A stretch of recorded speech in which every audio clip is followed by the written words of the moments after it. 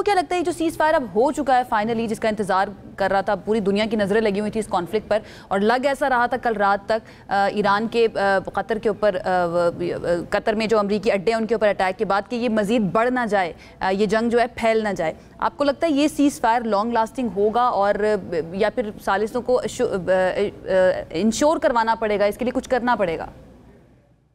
देखिए, मैं आपसे गुजारिश करूं टू बिगिन विद, जब ये सीज फायर हुआ तो सब लोगों का ये ख्याल था कि इस सीज फायर में एक वाइल्ड कार्ड है और वो वाइल्ड कार्ड था इजराइल का।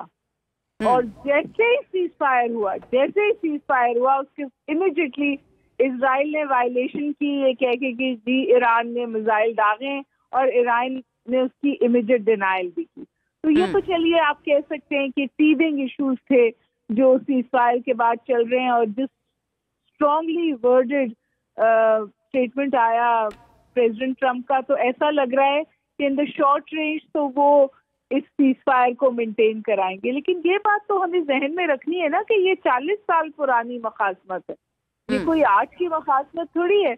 और जो रिजीम चेंज की ख्वाहिश है वो भी 40 साल पुरानी है, तो अमेरिका की भी है और वो इजराइल की भी है।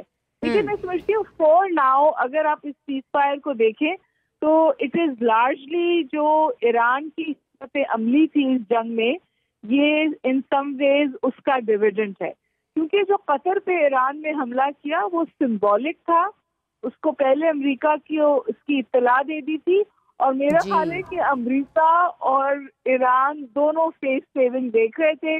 बहुत सख्त रेजिस्टेंस थी प्रेसिडेंट ट्रम्प को इनसाइड यूएस इस एक नई वॉर को इनिशिएट करने के हवाले से। तो आई लार्जली थिंक कि इन द शॉर्ट टर्म तो ये सस्टेन करेगा, लेकिन क्या ईरान के साथ अमन हो गया है? बिल्कुल नहीं थी, प्रॉब्लम्स हैं और वो प्रॉब्लम रहेंगी। ठीक है अफनान।